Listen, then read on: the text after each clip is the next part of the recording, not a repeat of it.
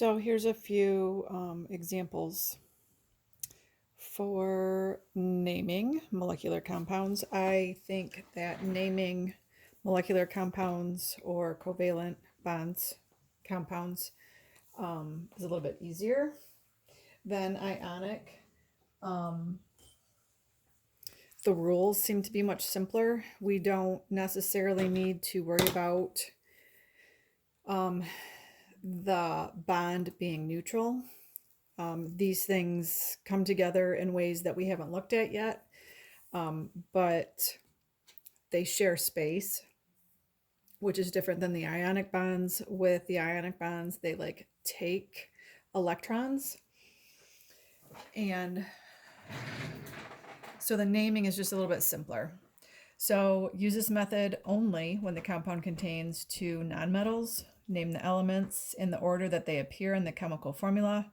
Drop the last syllable in the name of the final element and add "ide," which is what we did with ionic. Use the prefixes to indicate the number of atoms each element present. So mono has 1, di 2, tri 3, tetra 4, penta 5, hexa 6, hepta 7, octa 8, nona 9, deca 10. The prefix mono is often omitted in common practice for the first element in the name of a compound. So if there's just one of something, we don't say mono when it refers to the first. We use mono when it's at the end. So we have SiO2. So one of the things we're going to assume with today's assignment is that these are nonmetals that are hanging out together. And there's generally only two elements in these compounds, different than the polyatomic ions. There was two or more. So we have Si, which is silicon, and that's along your zigzag. So we have silicon and we have oxygen. We have two oxygen with one silicon. So we have silicon dioxide.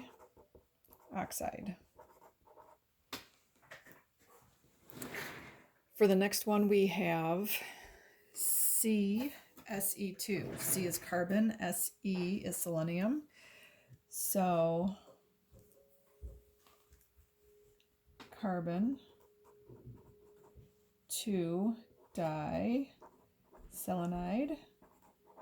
That sounds kind of weird. We have S4N2. So we have 4 sulfur. The first element stays the same. We don't change it other than to add the prefix. So we have tetra,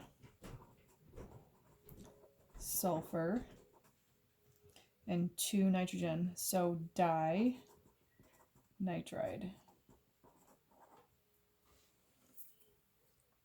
CO, most of you guys know, carbon. And there's one oxygen, so we say monoxide. We have N2O5. So we have 2 nitrogen. So we say dinitrogen.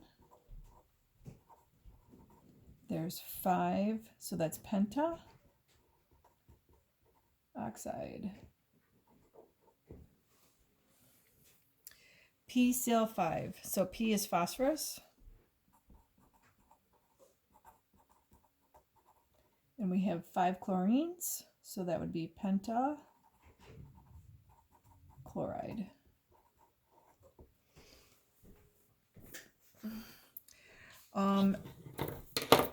These at the bottom, you're being asked to write the correct chemical formula for each of the following molecular compounds using the rules outlined above.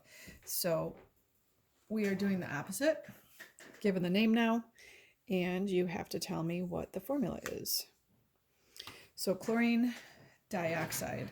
So chlorine is Cl. Dioxide, so that means it's oxygen. Di means there's 2. Dichlorine monoxide. So again, we have chlorine. Di means that we have 2. Monoxide Oxygen, mono means one. Diphosphorus tetraoxide. So phosphorus is P on our periodic table. It's di, so that means that there's two. Tetraoxide, so that's oxygen. Tetra is 4. Carbon, tetrachloride, so carbon. And then there's only one. Tetrachloride, so chloride, chlorine, Cl. Tetra is 4. So we have CCl4. Arsenic. Arsenic is, where is arsenic on your periodic table? As. There's only one. Pentachloride. So Cl, because it's chlorine. Penta is 5. Sulfur hexafluoride. So sulfur is S. Hexafluoride. So this is fluorine. So that's F. And hexa is 6. So that is a kind of in-person review of naming molecular compounds. Hopefully you looked over the notes that were given to you as well and give naming molecular compounds a whirl.